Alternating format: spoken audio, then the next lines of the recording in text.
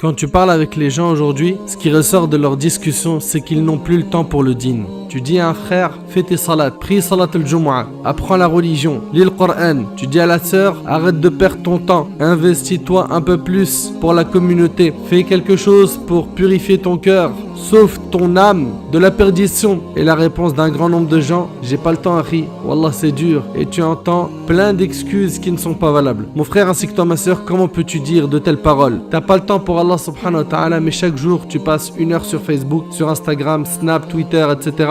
2 heures sur WhatsApp, 2 heures sur YouTube à regarder les vidéos tendances, sans compter le temps que tu mets à commenter les matchs de foot, à jouer aux jeux vidéo, à faire du shopping, etc.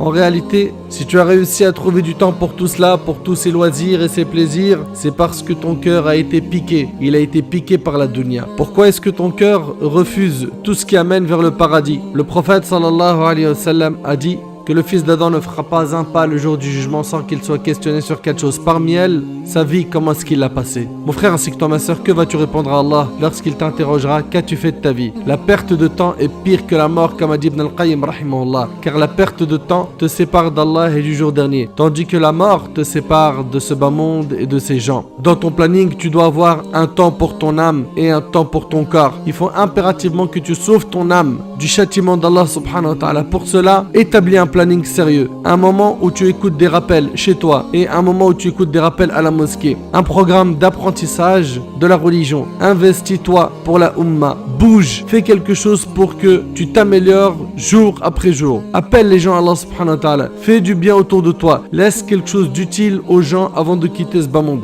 Mais malheureusement, qu'est-ce qu'on entend aujourd'hui? On entend il est trop jeune pour penser à Allah, ou bien il est trop amoureux pour penser à Allah, trop occupé par le travail pour penser à Allah, ou bien s'il est malade, il a trop mal pour penser à Allah, jusqu'à ce que la mort frappe, et là, trop tard pour penser à Allah.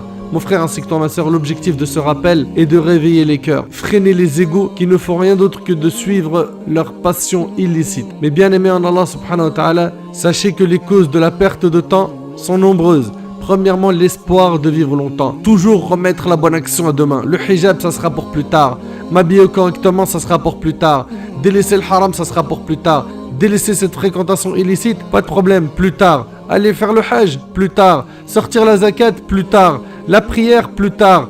Toute chose est remise à demain, alors que demain, tu n'as aucune certitude de l'atteindre. Deuxièmement, parmi les causes de la perte de temps, le suivi des passions. Le suivi des passions, également le fait de ne pas avoir d'objectif dans la vie. Il vit sans avoir d'objectif dans sa vie. Il ne sait pas d'où il vient. Il ne sait pas où il va. Il ne sait pas qui il est.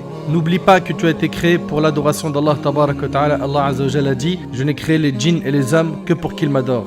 Et n'oublie pas aussi qu'Allah tabaraka wa ta'ala a dit, jusqu'à ce que la mort vienne à l'un d'entre eux, puis il dira, Seigneur, fais-moi revenir sur terre afin que je fasse du bien dans ce que j'ai délaissé. La réponse d'Allah sera, Kalla, non, tu n'auras pas cette faveur de retourner sur terre pour ouvrir une nouvelle fois. Donc saisis cette opportunité qui est ta vie et profite un maximum pour faire plein de bonnes actions. Également, on a la mauvaise fréquentation. Aussi, le fait d'ignorer la valeur du temps. La valeur du temps. Le prophète sallallahu alayhi wa sallam a dit, il y a 2 bienfaits qui ne sont pas appréciés à leur juste valeur, le temps libre et la santé. Mes chers frères et sœurs, tôt ou tard, la mort frappera à notre porte. Ta vraie vie commence après la mort. La tombe est la première station du jour du jugement. Regarde et analyse ta vie jusqu'à maintenant. Est-ce que tu es prêt à être présenté à Allah subhanahu wa ta'ala ou est-ce que tu n'es pas encore prêt? Si tu n'es pas encore prêt, mon frère ainsi que toi ma soeur, ressaisis-toi.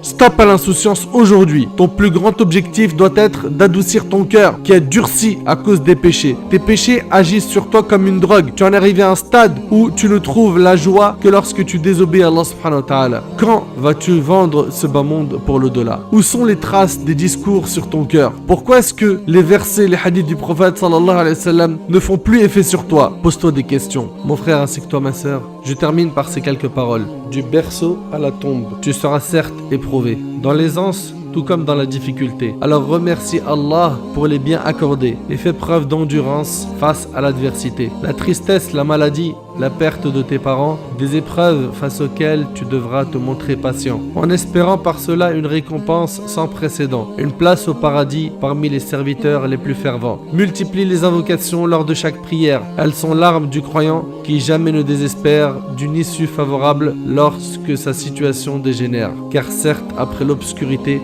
jaillit la lumière. Le temps passe de manière si précipitée, à l'image des grains qui s'écoulent du sablier, marquant la fin d'un voyage de durée déterminée, ta prochaine demeure, un jardin ou une tombe enflammée.